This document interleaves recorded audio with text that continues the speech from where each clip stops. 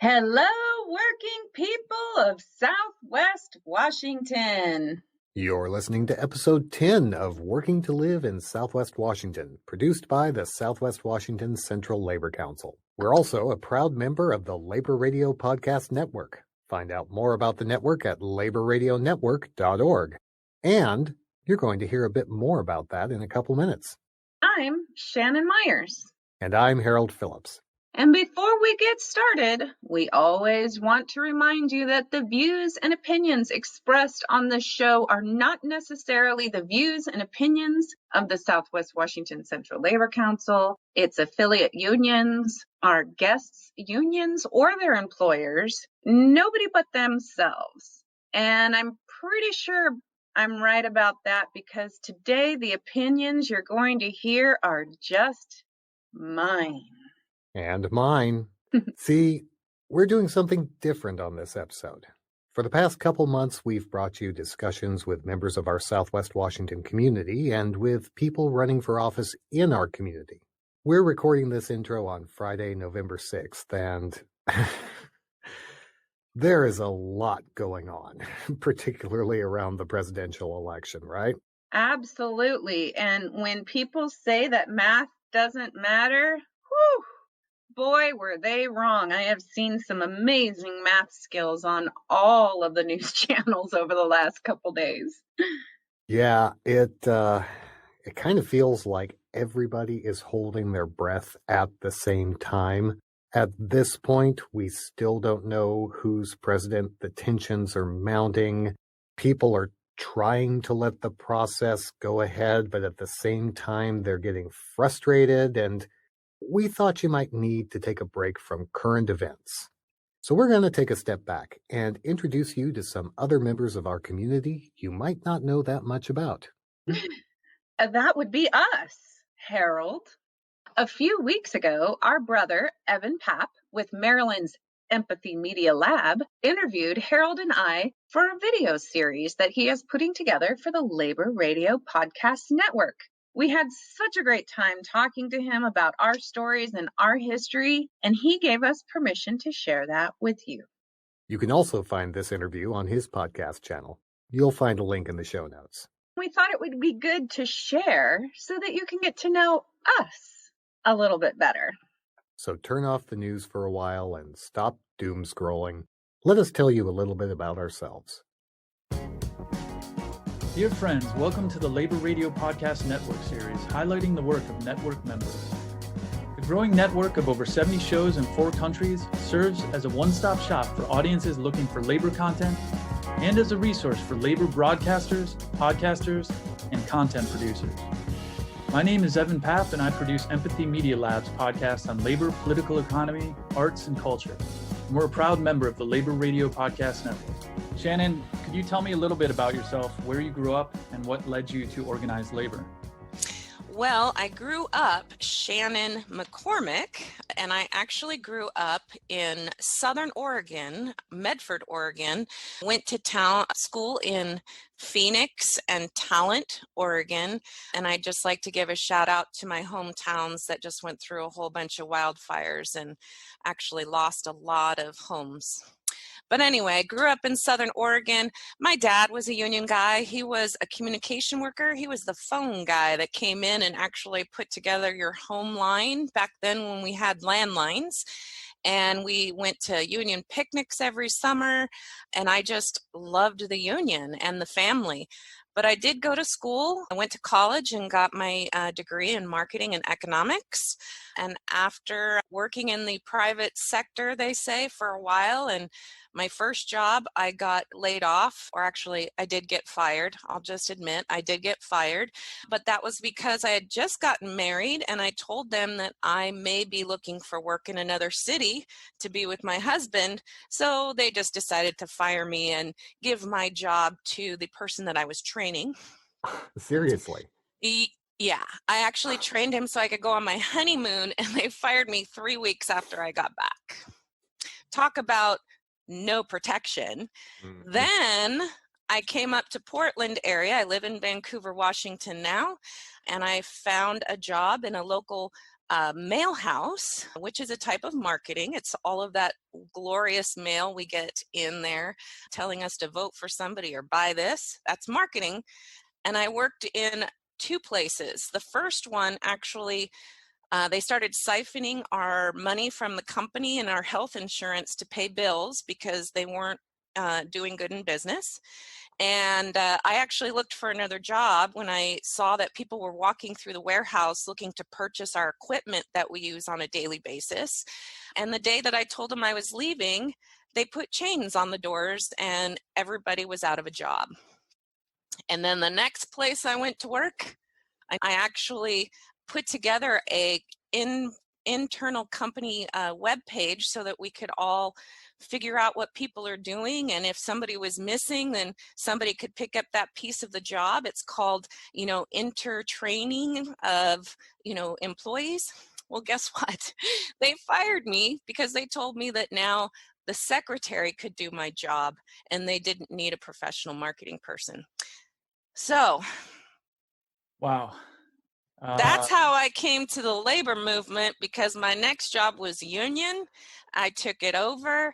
I've been very successful. Now I'm president of the Labor Council, and I am fighting for working people every single day. And that is the Southwest Washington Central Labor Council. Love it. Love it.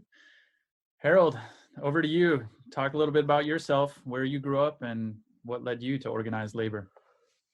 Yeah.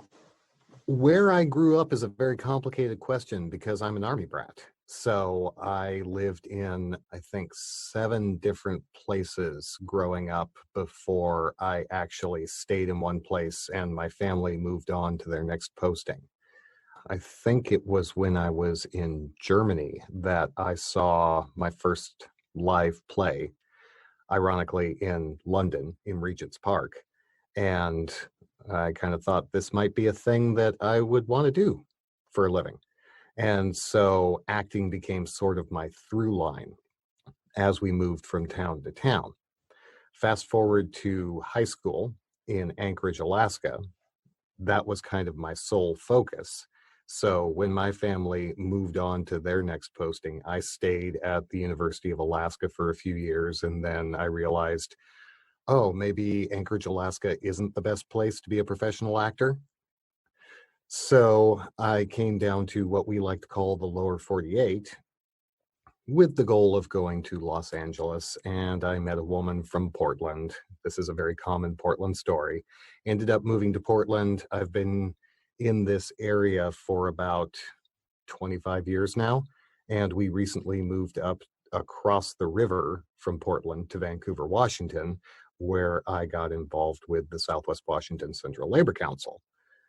As to how I was drawn to the labor movement, that's kind of an interesting story too, because I didn't think I grew up in a union household.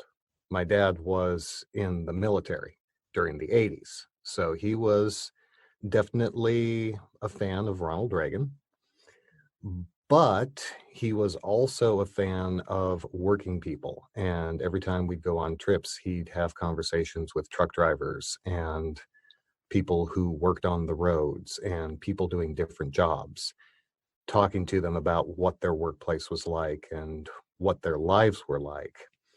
When I actually joined my union, SAG-AFTRA, the union for performers and broadcasters and voiceover artists, he mentioned that his father, my grandfather, actually helped to start an operating engineers union in Arizona.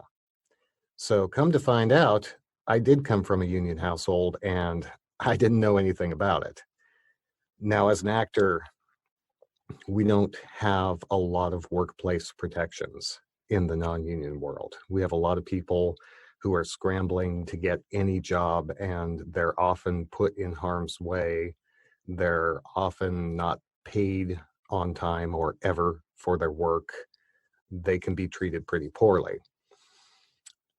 I came to the labor movement because I started talking to union actors, and I started seeing what things were like on the union side of the street. And then I started booking union work, and I started to see the difference between union sets and non-union sets. So when I became eligible to join SAG-AFTRA, I said, sign me up. And here we are. And here we are. So a lot of people may not be interested in labor news or even understand why unions and organized labor is a very important function in our country. I'm going to just kind of open this up, and if you want to give your thoughts about why people should be interested in labor news. Well, I'll take a stab at this because being a vice president for the Washington State Labor Council as well, I represent, the 600,000 plus workers throughout Washington State. And people need to know the big part about representation. It's also about safety. And right now, safety is a key issue for everybody. We're getting calls at the Labor Council from people who are coming to us asking if there's any regulations on how they should go back to work. I'll give an example. Dental hygienists, they're not usually unionized. They're a lot of times independent contractors, and they're now being forced to go back to work with no safety regulations. And so they're concerned, and they're quitting their jobs and leaving their employment. And the unions are out there fighting not only for our members, but for all members in safety respects. I know that union leaders here in Washington State were actually on our Governor Inslee's reopening committee or task force to determine how it is safe to go back to work in different industries. And so the unions are out there right now for people's safety. And right now, we are all concerned about our safety for ourselves and our families. And if people are not feeling safe, they're not going to work. And if people aren't going to work, then our communities are going to fall apart. So if anybody feels unsafe at work and they feel like they're alone, they're not. They have an opportunity to come and belong to a union.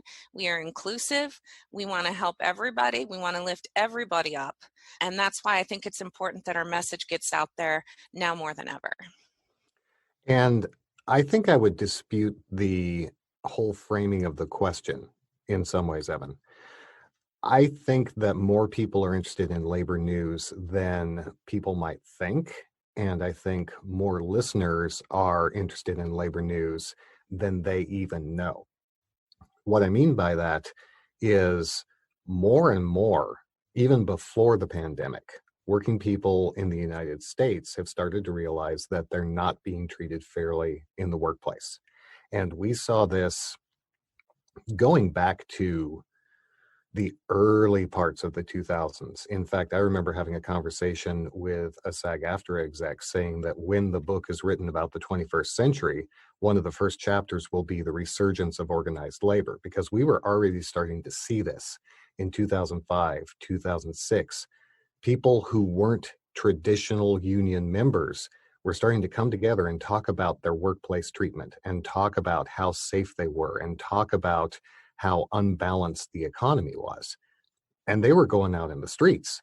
That's one of the reasons why the AFL-CIO started Working America, is because there were a lot of non-union workers who were going out and organizing outside of the labor movement.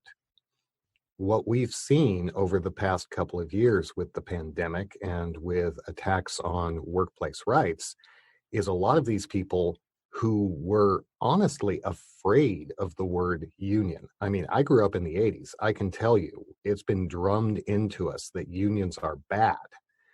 They're starting to realize this feeling they've had for a long time that something isn't right and they should do something about it can be helped by the labor movement that's already there. And so they're reaching out to a lot of unions. They're reaching out to the labor councils, asking for help in their workplaces. So more and more, your average working people want to hear stories about what it's like at work and how things can be better at work, and the labor movement is there for them. That's one of the reasons why we started our podcast. That's a perfect segue to discuss how you came up with Working to Live in Southwest Washington, why you want to start the show, what it's about, and where people can find it. Well, you'll note that the show isn't unions in Southwest Washington. Shannon and I actually talked a lot about what the best title for our podcast would be, because we want this show to appeal to all working people in our region and across the world, because of course it's on the internet and anybody can listen to it from anywhere. So up here in the Pacific Northwest, we have a saying: we don't live to work, we work to live. And we figured that was probably a good intro for working people, whether they're in the union or not, to hear stories about workplace issues. And along the way, if they realize that these are union members telling these stories and that there are ways that they can make things better, that's not a bad thing either, right, Shannon? Absolutely not. And the whole reason that we started this show was because we have a big election coming up in 2020. And we needed to increase our communication, not only to our members, but to our community as a whole, because we're all stuck in our houses. And I shouldn't say stuck. We are all respectfully staying in our homes to keep our communities safe. So we had to come up with different ways to talk to people. And of course, Harold, being the SAG-AFTRA brother that he is, he's like, hey, let's do a podcast. And I'm like, ooh, that sounds like fun. So of course I was on board. Then we just had to, go back to our executive board and budget for it and all of those things that we do as an organization, because, we have to get approval from our board and our delegates. And so they said, of course, Harold, doing a podcast would be great. So what we decided was that we have some amazing candidates in our local area that we need to get the word out. So we decided to do this podcast weekly, and every week we are highlighting a new political endorsed candidate from labor. But, not everybody's a political geek like me or Harold, so we had to include some fun stuff. So then we started thinking about, well, why don't we start highlighting workers in Southwest Washington, which are our union members, our delegates. So we started coming up with shows, and we had a show about essential employees in Southwest Washington. We had a show about apprenticeship programs, because God forbid, not everybody's set up for college, so you got to make a living. We're giving them options. And then we also have shows about local races that we have for Clark County Charter. So, we wanted to make it fun, but we also wanted to educate people, because the elections that happen on a local level impact our lives even more than the national level. And we're trying to make sure our community knows where the labor movement stands. Well, and I'd just like to add that Shannon gives me a lot of credit for this. And I did bring it to the Labor Council, but it's largely because as a SAG-AFTRA member, I have a certain set of skills. And one of those skills is talking for a living, right? I think a lot of labor communications are still stuck in written form. They think in terms of newsletters, they think in terms of flyers. And those work in some situations if you have a break room where you can stick a flyer up on a corkboard. But the reality is, in the 21st century, a lot of us were decentralized even before the pandemic. We don't have a centralized break room or a water cooler where we can gather and talk about these things. So the thought is that if we provide a different venue to get this message out, we're going to hit a different audience. And I think that's what we're seeing when we're looking at the numbers. The people who might look at email or Facebook may listen to the podcast, but a lot of the podcast listeners may not look at their email or their Facebook or other more traditional communications methods. So we wanted to have a different quiver in our quarrel to get that word out to working people in our region. Harold, this is directed at you. As a founding member of the Labor Radio Podcast Network, can you talk a little bit about how it got started and talk a little bit about the network that you've spent so much time on over the last 6 months? I think there's a hunger in working people throughout the country to hear stories about workplace issues. And I definitely had a hunger for that myself. When I'd go out and mow the lawn or clean out my gutters, I would plug in the podcasts and I'd search around for something that I found interesting. And what I found was that it was really hard to find labor content in the podcast sphere. If you looked up labor on Stitcher, which is my preferred podcast platform, you'd get podcasts about pregnancy. And if you looked up union, you get a lot of podcasts about soccer teams in the UK. So those shows were out there, but there really wasn't a way to find them easily. And then, quite by accident, I found out about Chris Garlock in the Metro DC Labor Council. I think it's Metro Council AFL-CIO. And he had this list of labor radio shows and podcasts around the country. So this was pretty exciting, and I reached out to him. At this point, I was still kind of formulating the idea for Working to Live in Southwest Washington. I hadn't even brought it to Shannon and the Labor Council yet. And we got to talking about how we could expand and formalize things. Then the pandemic hit, and strangely enough, I had a lot of time on my hands. So we started to build out some infrastructure. We built out a website. We made the list a little more refined, and we started adding members, added the social media components. And you can find our social media by searching hashtag Labor Radio Pod on Instagram, Facebook, and Twitter. And once we brought that to the world, we started to see that there actually is a lot of interest as people started sharing these shows and started retweeting, reposting. So that's kind of it in a nutshell. I wanted to find more labor shows to listen to, and now we've found over 70, including our own show. I'm so glad that you're selfish and wanted to listen to labor, because now we can all benefit from it. Thank you, Harold. Thank you, Harold. So my final question is, looking into the future of organized labor, where do you see opportunity and hope? And I'm going to start with you, Shannon. Great, because I was going to start anyway. I am so hopeful for organized labor, and I'll tell you why. Because workers are tired of not having a work-life balance anymore. They are tired of stating that they have to be on call 24/7 for their job or their employer. I know that people were seeing this before, as Harold said, but they are really seeing it now that we are all at home, working and having family. And people, I realized that I was missing a lot. And what is our time in our life really worth? And, when my employer tried to take away my vacation, I told him pretty much to stick it.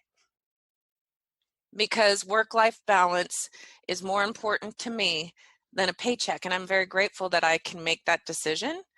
But I know that people are going to start standing up. They want health care. They want work-life balance.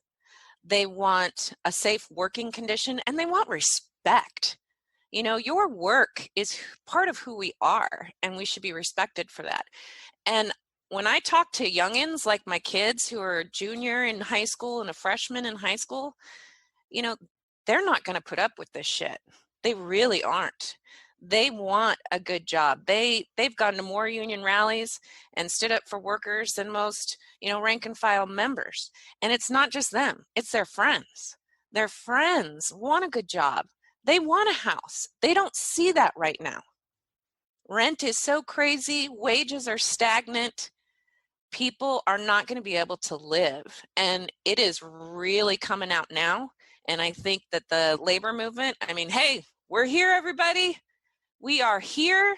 We can join together and we can fight for our work-life balance.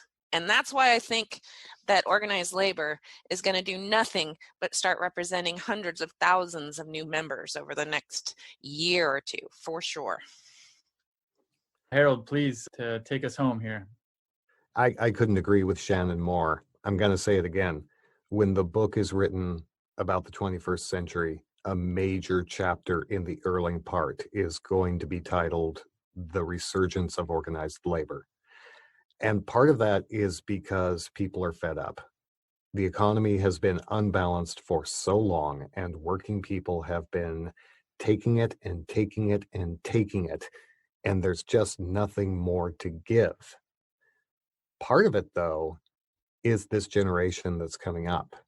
And I think this is something that we in the labor movement really have to accommodate, and we really have to pave the road for our next generation of leaders, because the leaders in their 20s and 30s who are coming up right now are on fire, and they have a way of thinking that is going to carry this movement into the next century.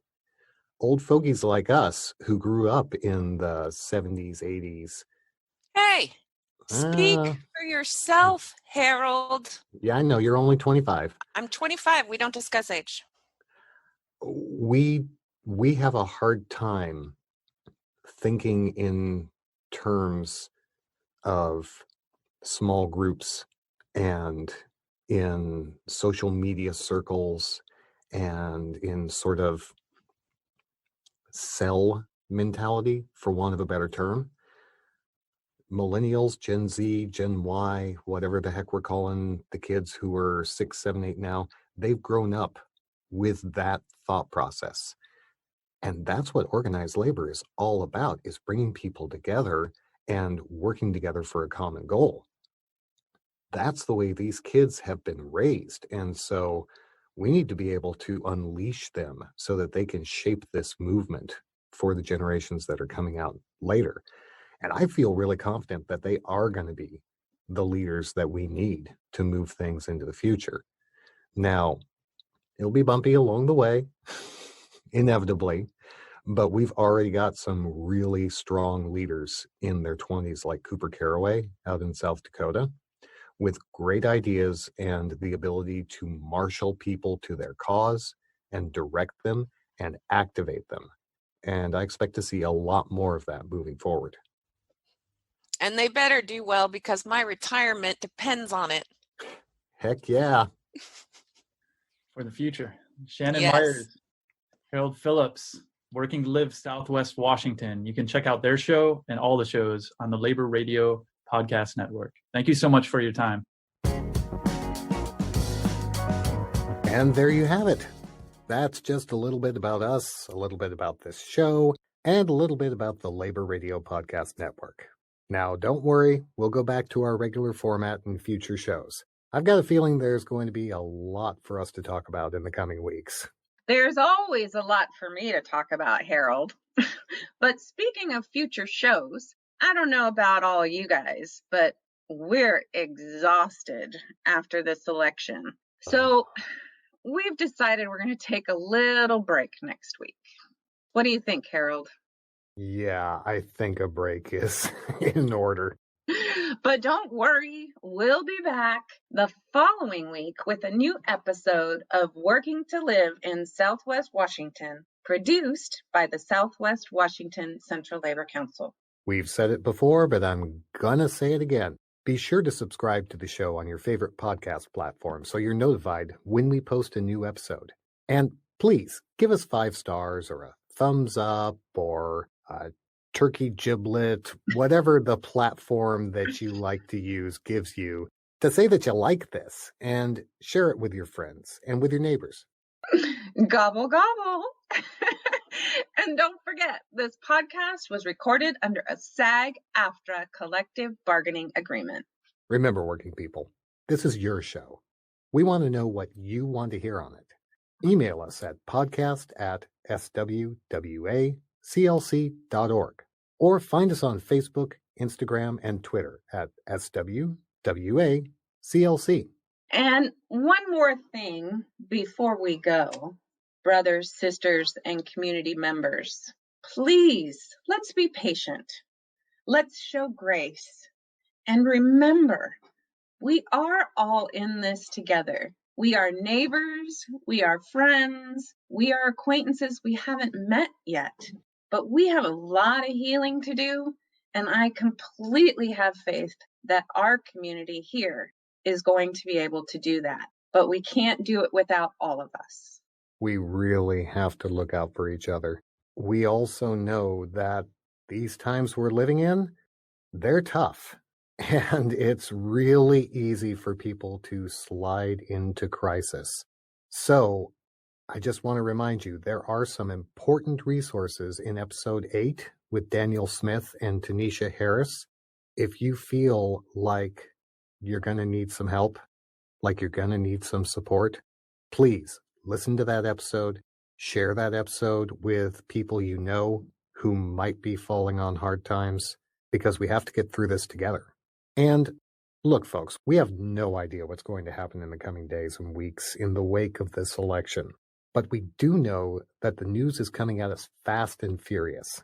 If there's something happening that affects working people in our region, we want you to know about it as soon as possible.